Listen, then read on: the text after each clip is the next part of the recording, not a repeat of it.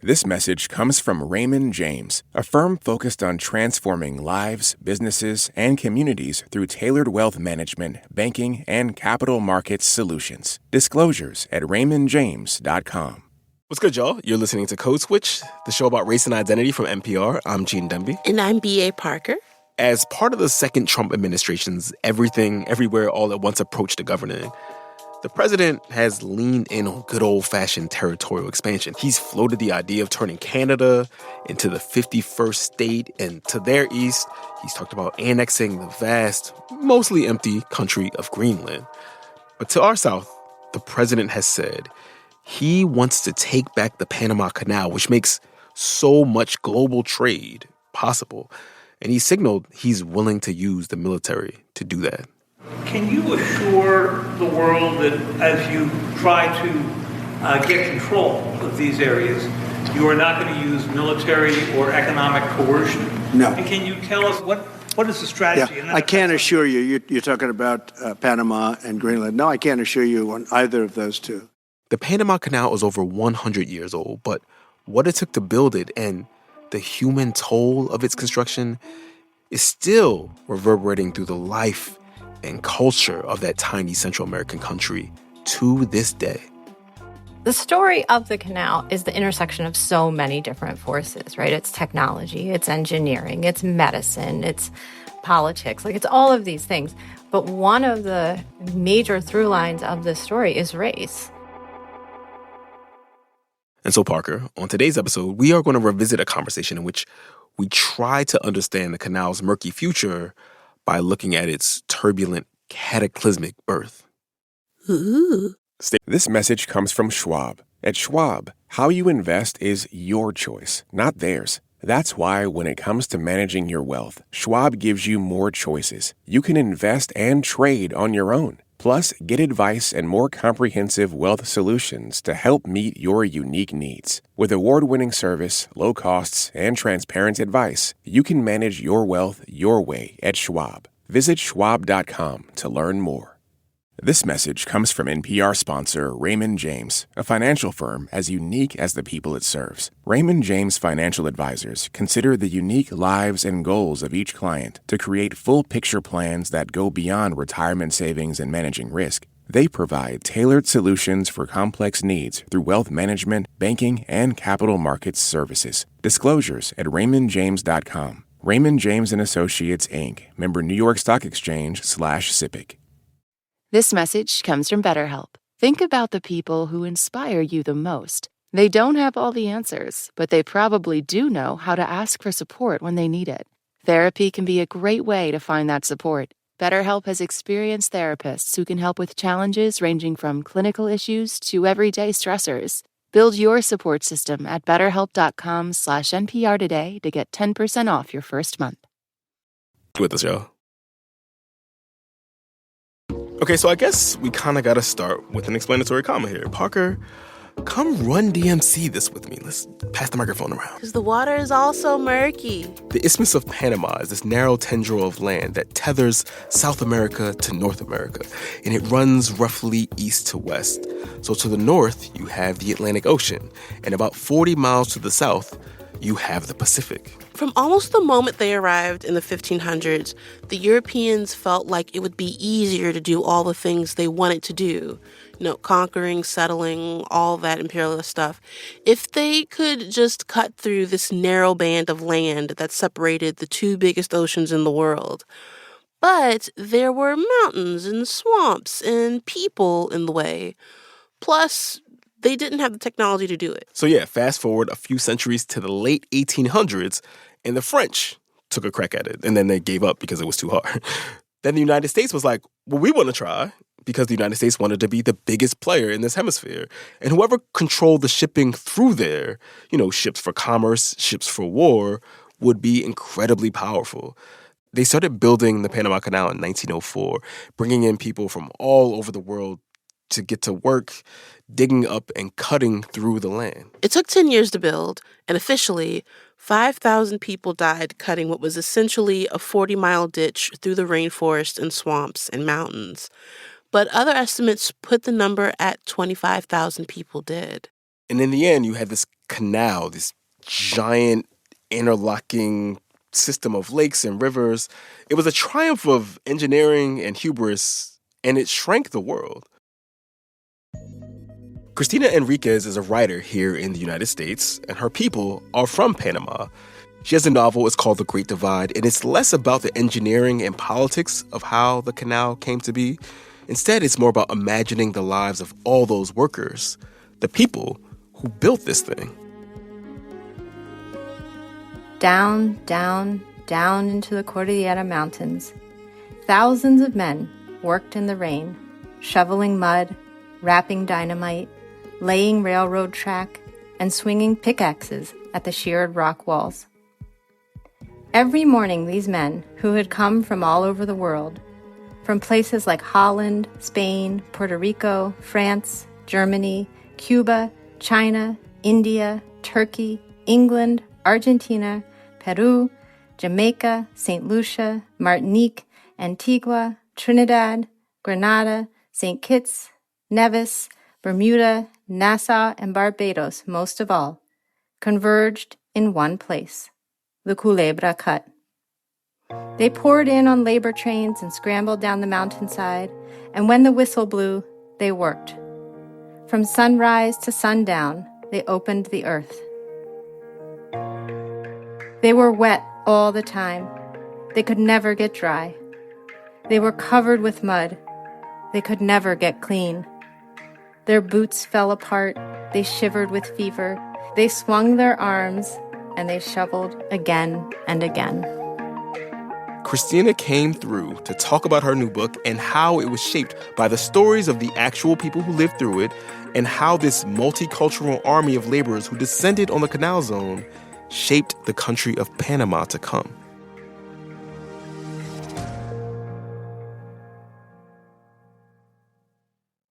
There's just so many documentaries, so many books about the engineering of the canal, about the geopolitics of the canal, but your book isn't really about those things. It's about, and I'm going to oversimplify a lot, it's about what it felt like for so many of the people who found themselves in the middle of this enormous and enormously consequential project.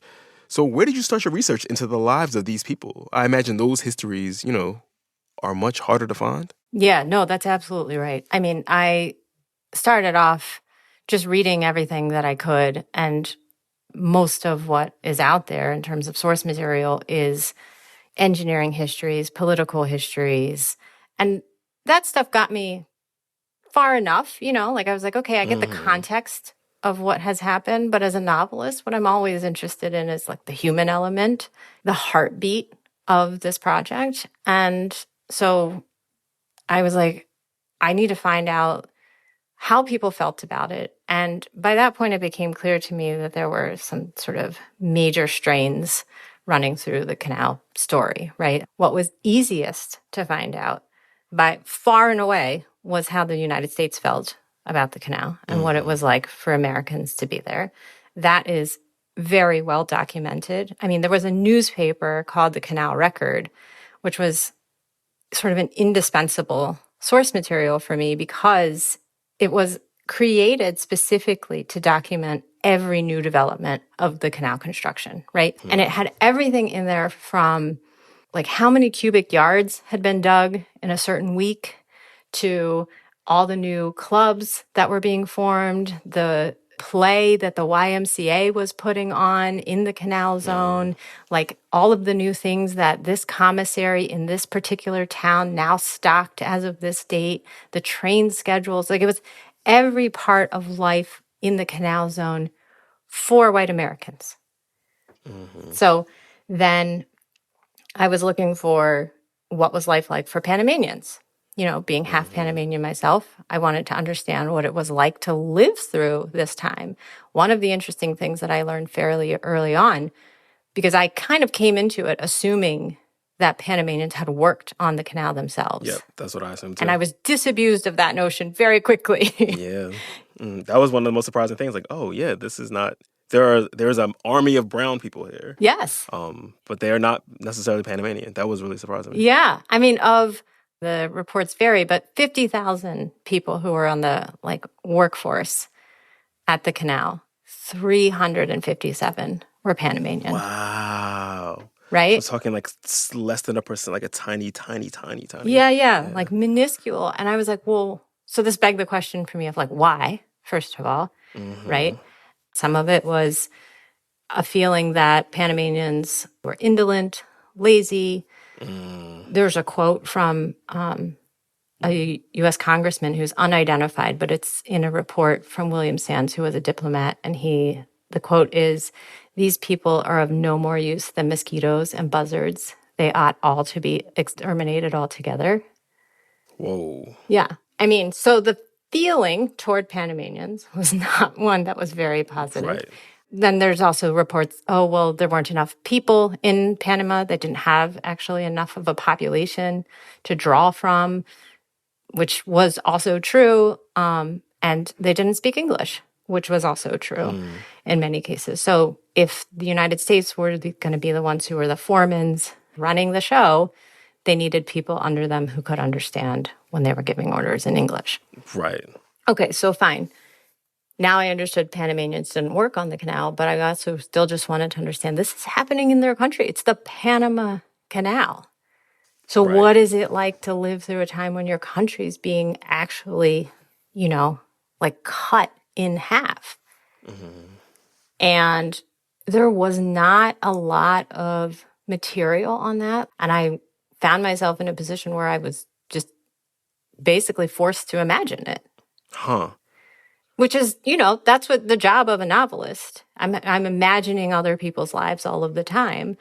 But yeah, I mean, I understood that there were sort of some people in Panama who were interested in the canal happening. They thought it would benefit Panama in the end. There were equally just as many people who were very suspicious of the United States coming in and building this canal, who didn't want to attach themselves to this kind of world power in this dependent way. And so I just wanted to kind of represent both of those sides a little bit, which you see through Omar, who is the 17-year-old boy. Francisco. Yeah, and then Francisco, who's the opposite side of that. Because that's one of the central conflicts in this book, right, between Francisco and Omar. Francisco is a fisherman. He's a widower, and he absolutely detests the canal. He calls it La Boca because he sees it as this like gaping, rapacious mouth that the Americans will use to swallow up Panama. But Omar is his teenage son, and he's drawn to the canal, drawn to the prospect of working there, mostly because the way you write him is he's bored with his life, and he sees it as an opportunity to do something bigger. And so this giant cleave in the land has rent a giant cleave in this family. Did you find a lot of those divides in your research? I mean, I found some. I found enough to be able to feel confident that I could write these characters and that both of them would speak to a certain kind of perspective from that moment, right? I mean, I think in Omar's case, he's bored and he's also just very lonely. He's grown up in this house kind of at the outskirts of the city, and it's only been he and his father for all of his life, and he just wants to be part of something. And this happens to be the biggest something in the world at that moment. And so, he wants to go and join it, much to the dismay of his father, who calls it the mouth, believes that it's going to swallow Panama. But yeah, I felt like I needed to represent both sides of that through the Panamanian story. But the other thread was the West Indians who came. And one day I stumbled upon this trove. It was this most amazing discovery because in 1963, the Isthmian Canal Commission sponsored a contest where they asked people to submit letters recollecting their time on the canal zone, like during the construction. And they are the most amazing, sort of insightful view into what it was like for these men as they were working on the canal. And it's in their voices. You can hear them coming off the page. You understand something about their whole lives. They talk about the reasons that they had come, the reasons that in some cases they stayed, because by 1963, some of them were still in Panama and writing these histories. That was a sort of turning point moment for me in terms of the research and being able to understand the real human element behind the canal. Was there a specific story that really jumped out to you that you remember? I mean, there were specific lines, right? Like, it was amazing to me how many of the people didn't complain about the conditions. Like, they stated them very matter-of-factly. And then they would end their letters with things like, thank God to the Americans for the Panama Canal. And it's like reading that and then knowing, on the other hand, like the number of deaths that it had occurred, right? And like the kind of danger that they were in at all times, and that specter of death that was haunting them, that was shadowing them the whole time that they were working on the canal. And yet to come out of that feeling like, thank God to the Americans for the Panama Canal, was always sort of amazing to me to see. There was a line that is often quoted, but I found it like very poetic and arresting, where one of the men says, "The flesh of men flew in the air like birds many days." But it's like, okay, as a novelist, to read a line like that and to understand what they were up against, and the reality day to day of like there was another one who said, one day you see like Johnny in the morning, in the afternoon, he's dead. Like, it's like that was how quick that things were happening. Every day on the line, you would be friends with someone and then they were gone. And I think coming face to face with that as a novelist and then trying to like situate those characters within that context and think about then what it's like to wake up every day, walk down that mountainside and do this work for something that isn't even your country, for the benefit, like many of them believe that we're doing it for the benefit of all humanity, to have that kind of purpose and drive in doing this thing that was very dangerous and could cost you your life pretty easily. That, I think, gave me a whole new kind of dimension to thinking through these characters. But you actually had another helpful lens to understand how the canal worked, because your dad worked on the canal, right? He did. He told me this. So my dad helped me tremendously with this book. He was kind of my research assistant in a way. Every time I would encounter any problem, I would call him and ask him questions, or he would send me links to things. So he knew what I was working on. And like a few years into writing this book, at some point, he suddenly drops on me that he, yes, had worked on the canal 2 summers after high school. I know. It was like, oh, that would have been nice to know. Why are parents like this? Why are they this way? What did he tell you about that time in his life? I mean, so there was a time of sort of political unrest happening in Panama, and his school started late because of that. And so he wasn't able, after high school, to like move on to college as he was supposed to. And so there was this weird indeterminate time where he had to get this job, essentially. And he was training, or he wanted to be an engineer. He ended up being a chemical engineer. So, of course, the canal is known as the greatest engineering feat of all time. So if you're an engineer in training, where are you going to go? And he went there and worked. Basically, it was the dredging division. And he was sort of monitoring the levels of like silt and mudslides, just because it's ever-present threat of mudslides and rock slides to this day.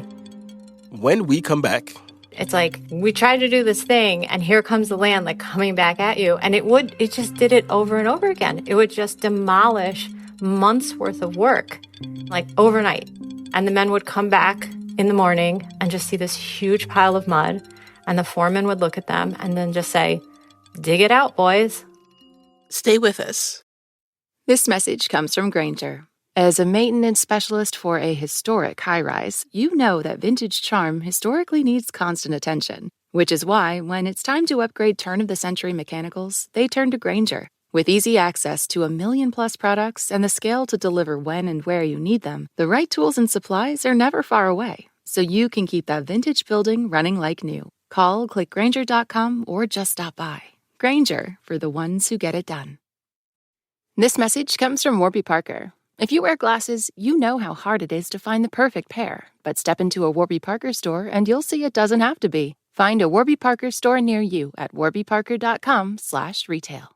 This message comes from EasyCater, committed to helping organizations order and manage food for all their business needs. With search tools to help accommodate dietary preferences and stay on budget, plus flexible payment by credit card or invoicing. EasyCater also offers employee lunch programs, tools to see and control food spend, and 24/7 live customer support, all on one platform. Learn more at easycater.com. Gene, Parker. Code Switch. So we're revisiting a conversation I had with Cristina Enriquez, the author of the novel The Great Divide. Her novel is about the people who built the Panama Canal, and those people came from all over the world. But all those people doing that hard labor, who were literally in the mud, they were brown folks. All the foremen, all the people making the decisions, they were white. And so I asked Cristina about that divide and what it augured for Panama. Yeah, I mean, this is one of the major stories. Like, the story of the canal is the intersection of so many different forces, right? It's technology, it's engineering, it's medicine, it's politics, like it's all of these things. But one of the major through lines of this story is race. And the way that it was so rigidly segregated was just part of life, right? It was part of the fabric of that time and that place. So the way that that system was set up was through something called the gold roll and the silver roll. Now, this is started because of the payroll system that had come out of the era when the Panama Railroad was being built, and they adopted this gold roll and silver roll. And it just meant that some people were paid in gold and everybody else was paid in silver. So it started really as a payroll system, but then it spread to encompass every part of life in the canal zone. So by the time that the United States starts the construction era in 1904, so if you were on the gold roll, you got furnished housing. If you were on the silver roll, you were really sort of in these barracks where I read some statistic that men were essentially had about 20 square feet of space that was like their own, and that was it. Wow. Everyone was kind of packed in the silver roll. In the gold roll housing, for example, they were prioritized for when they got screens on their windows.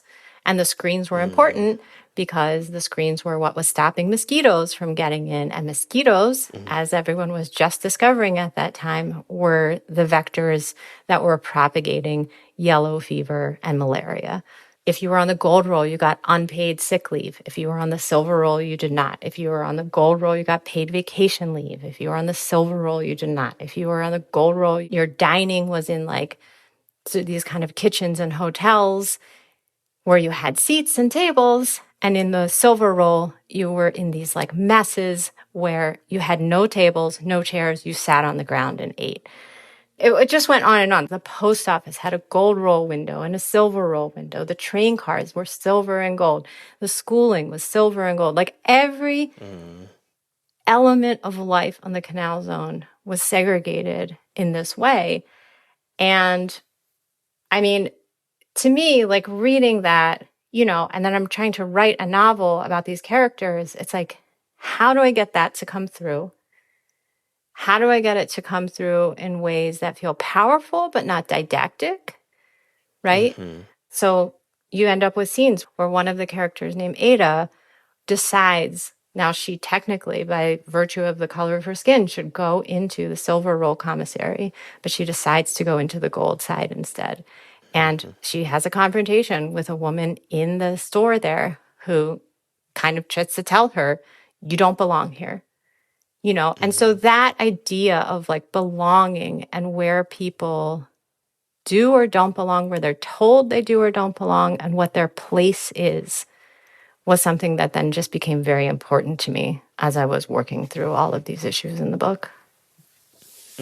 And so many of these people were from different places. Like, you get the sense that Ada, there were almost certainly different sort of racial mechanics at play in Barbados, but these were very different in Panama, right? Yeah. And because she was light-skinned and biracial, the implications of that just meant something different in Panama. Yeah. No, yeah, absolutely. Yeah, coming from Barbados and then coming to Panama into this system and understanding very quickly what it was. Like, there's a line in the book, I think, that says something like, where this woman is accusing her of being in the wrong spot, and Ada's like thinking to herself as if, she didn't know what that meant. She was like, there's not a soul on the isthmus who didn't understand.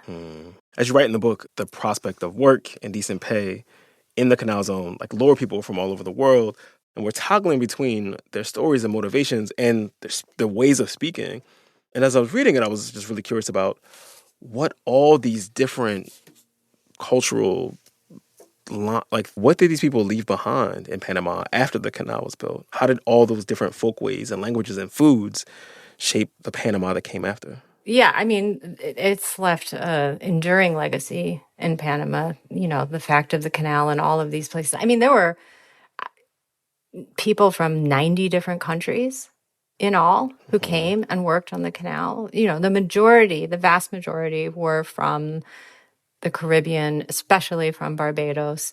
But to me, these are the people who not only helped build the canal, they helped build Panama.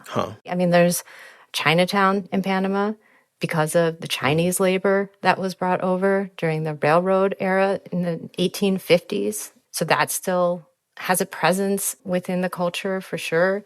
Of the people from the Caribbean, from the West Indies who came to Panama, I think at least half, from what I've read, stayed after the canal construction ended, didn't go back to their home countries. And that was part of what I was trying to do in the last chapter of the book. I wanted to show some kind of permanence for some of these characters who had come for a certain reason, maybe intended to go back, and then ended up finding that they had built homes here, had started businesses here, and really felt part of Panamanian culture. Now, whether or not Panama welcomed that and accepted them was a whole different story. And it's taken many, many years of real kind of fighting for that to happen. But that was also part of why it was important to me to include them in this novel. And not only include them, but to center them, right? So much of the story is about displacement, and I guess fears of displacement. But in the case of Joaquin and his wife, Valentina, Joaquin we're introduced to him as this sort of gregarious dude who works at the fish market. And he's kind of reluctantly enlisted by his wife, Valentina, to go to her hometown, the village where her sister still lives, which we find out is about to be at the bottom of this giant man-made lake that we now know is Lake Gatun, which is needed for the canal. What happened in real life to all the people who would have lived there, who were forced to move from that town? That is, presumably if there's any ruins, they're under, 60 feet, 70 feet of water at this point. There's a wonderful book about this called Erased by Marixa Lasso. And it's all about the displacement and depopulation of the canal zone, which was an actual executive order that was ordered by Taft in 1913 to depopulate the canal zone. So starting earlier than that, starting at about the time 1908, my book takes place in 1907, and these people in this town of Gatun are fighting to try to save their town from being demolished or from being moved, being relocated, them having to be forced out of the place where they've been for centuries. That, starting in 1908, that becomes a reality where Gatun actually does get moved for the first time. It gets moved again later outside of the zone. But this is not just Gatun. This is every native village along the canal zone has to be either flooded, moved, or destroyed. And in many places, it is because of the needs of the canal. But sometimes whatever they need to build is miles away from the actual town. But they say but we need that town cleared too because we have this military defense and the town will be in the way then.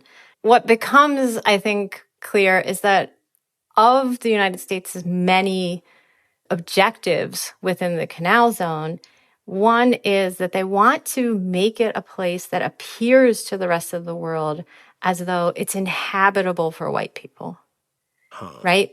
All of these native villages with all of these people who are not white Americans are kind of messing up the vision, right? So they need to move them out, essentially. So obviously this had a huge human impact. Can you also talk a little bit about the environmental consequences of the canal's construction? I mean, if you're basically rending a country in two, dynamiting through mountains, creating these artificial lakes, there had to be enormous ramifications to that. Yeah. I mean, there was one one travel writer who is quoted as saying it was the greatest liberty man has ever taken with nature. And in certain ways, it was superlative in the sense that, like, when the cut was made through the mountains in the Culebra cut, it was at the time, I think, as it says in one of the characters in this book says, the deepest cut ever known to man. Also, the Gatun Lake, when it was formed, was the largest man-made lake ever at that time. It was 166 square miles, which is the size of Barbados. I mean, it was huge. So, yeah, they were doing enormous kinds of things to the land. I mean, the motivation was always just the idea of progress, the idea of civilizing Panama. But there was just this rush to do it and no seemingly foresight into, like, what did that mean for the land? And it was what was so interesting, partly to me, was learning about how often the land would fight back. I mean, that's to me what the mudslides and the rock slides are, right? It's like, we tried to do this thing and here comes the land, like, coming back at you. And it just did it over and over again. It would just demolish months worth of work, like, overnight. And the men would come back in the morning and just see this huge pile of mud. And the foreman would look at them and then just say, dig it out, boys. Right. Back at it. Yeah, exactly. It was just this feeling like we're just going to get it done no matter what. And Mother Nature was not going to be the foe that was going to get in the way of that. I mean, I also think what's interesting is that right now, what's happening in the canal, right, in the year 2024, we're facing climate change, and the canal is now in a very perilous position where they can only accept approximately half of the transit that they used to because there's not enough water. So there's been a lot of reporting about the way climate change is really hurting the Panama Canal. I mean, there's been this drought there, which means obviously there's less water in the canal, which means fewer ships can get through the canal. Yeah. And that's adding all sorts of strain to how goods travel around the world. And, you know, the global supply chain is already sort of dealing with the Suez Canal, caught up in the violent spillover from Israel's bombing of Gaza. And so shipping companies are looking at the Panama Canal and trying to think through alternatives to it. Like, if this drought is going to be the new normal, do we need to do something else? So what do you think it means for Panama and its people if the canal dies? Well, they chose Panama partly because, you know, it had this very narrow stretch of land that they had to get through, which they thought was doable, but also because it got so much rain. So now the fact that there's these drought conditions, I mean, it is very terrible in the sense that it has impacted the shipping tremendously, but also for Panamanian people. I mean, when the water level is so much lower, then you dredge up some of the silt at the bottom of the water, right? And you have, like, this is where their water supply is coming in from. So now that the quality of the water, for example, that Panamanians are drinking, using for cooking, like all of that kind of stuff has also been negatively impacted by all of that. Those are the things that we don't, like, think about, or certainly 100 years ago are not the things that people were thinking through. Christina Enriquez is the author of The Great Divide. Thank you so much for coming on Code Switch. We appreciate you. Thanks for having me. All right, y'all, that's our show. You can follow us on Instagram at NPR Code Switch. If email is more your bag, ours is codeswitch@npr.org. Subscribe to the podcast on the NPR app, which you should be downloading, or wherever you get your podcast, no judgment. You can also subscribe to the newsletter at npr.org/Code Switch newsletter. Just wanted to give a quick shout out to our Code Switch Plus listeners. We appreciate you and thank you for being a subscriber. Subscribing to Code Switch Plus means getting to listen to all of our episodes without any sponsor breaks, and it also helps support our show. So, if you love our work, please consider signing up at plus.npr.org/codeswitch. This episode was produced by Christina Calla. It was edited by Leah Donnella.